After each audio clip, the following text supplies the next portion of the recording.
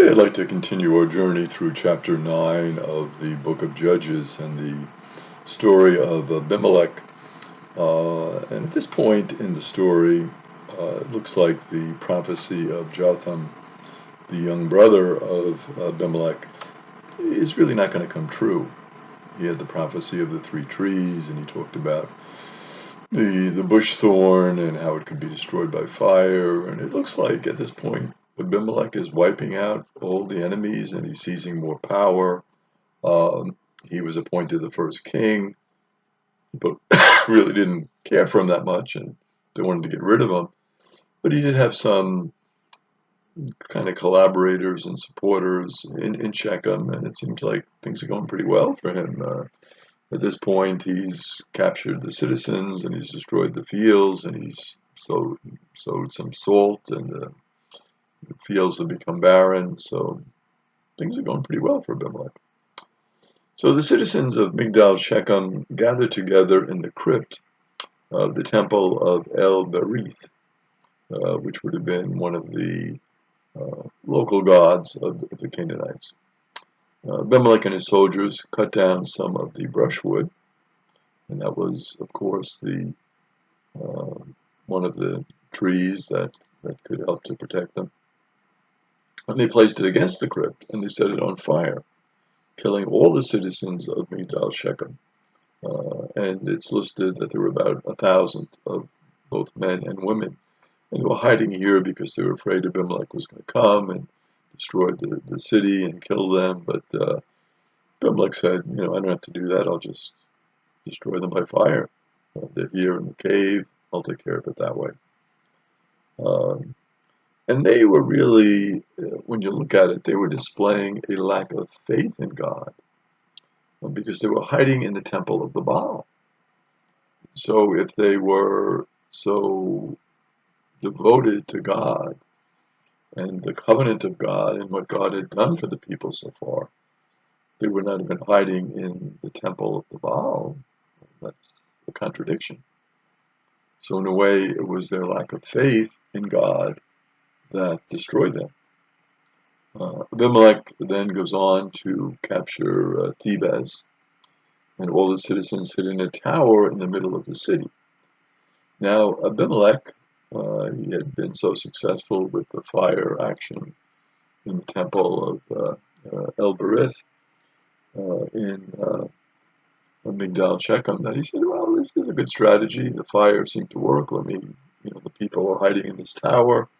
Let me destroy the whole tower by fire, as I did the cave in Migdal Shechem. So he was going to set the tower on fire. He was gathering all of the brushwood. Then there was a woman who was in the upper part of the tower, and she threw a part of the millstone, the higher part of the millstone. The millstone was removable in a hand mill. So to ground the flour, many of the citizens, of course, would use the hand mill, which was very convenient and easy for grounding down the flour. And so she removed that part, and she's up there in the tower, and throws it down on Abimelech. And lo and behold, that piece of the hand mill fractured the skull of Abimelech. It was a direct hit on Abimelech, who was the king, and he was the leader. He had been so successful, he had won all these battles, but his skull is fractured. And he was very embarrassed by this, naturally, and also in very bad shape with a fractured skull. So he asked one of his attendants to kill him with his sword, so that no one could say that a woman had killed him. So there he is, still, in his ego, and doesn't want to be humiliated by saying it was a woman who did it. And so he has one of his attendants run the sword through him so he can say, well, that's what killed me. It wasn't a woman, it was a sword, but he was going to die anyway from the hand mill, the upper part of the hand mill that had been thrown down from the tower. So, there he was trying to cover it up, and And again, it shows really a disparaging view of women. There was Abimelech, mighty king, great warrior. How can a woman kill me? I'm so mighty, I'm so powerful. But here, as a matter of fact, it was a woman who was very smart. She saw what was happening. He was coming close to set the fire. Perfect target. Boom. He's killed by the woman. So when you look back on the story of Abimelech, you look back on certain elements of it, right? He's the first king, but he's a fratricidal king. He's a king who became king, in a way, by killing his brothers. Well, there were 70 brothers. There were a lot of brothers. One of the brothers, of course, Jotham, has escaped.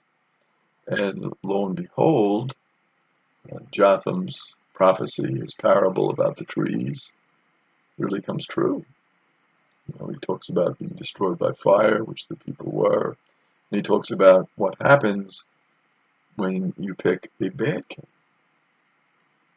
When you pick somebody who isn't good, you're going to get all sorts of problems. So here was a king who was really excluded from the community initially because of what he had done to his brothers. But then lo and behold, they're kind of desperate. They're afraid that they're going to be defeated. Abimelech seems to be a good warrior. He has all these associates with him, that help him do all these maneuvers so he can get more money and acquire more land. So they figure, well, Abimelech would be good to protect us. But lo and behold, they're ignoring his history. They're ignoring what he had done. And when you think about it, shouldn't that action of killing your very own brothers, I mean, these were family members, shouldn't that be a disqualifier? He's treating family members in such a bad way because he wants to gain an advantage. Is this the type of person you want to see as your king, as your leader? And so, unfortunately, they in desperation, I guess they turn to Abimelech, but it does not work out well for them. He winds up destroying them and destroying others, and really bad things all around have been happening as a result of Abimelech. And then the other aspect of this is the people themselves. Why weren't those people loyal to God? Why did they turn to the Baals? Again, when you think about it and reflect on it, here they are, supposedly part of the people of God. God has protected them. God has entered into a covenant with them. God has protected their fathers. God has helped them come out of Egypt. And now, lo and behold, they're very forgetful. And they say, well, this God of the Canaanites, let's go into his cave where he had been worshipped. And this God will protect us. And what happens, of course, they're destroyed by fire. And so again, it shows the importance of picking a leader who is going to be a good leader, who's going to really help the people.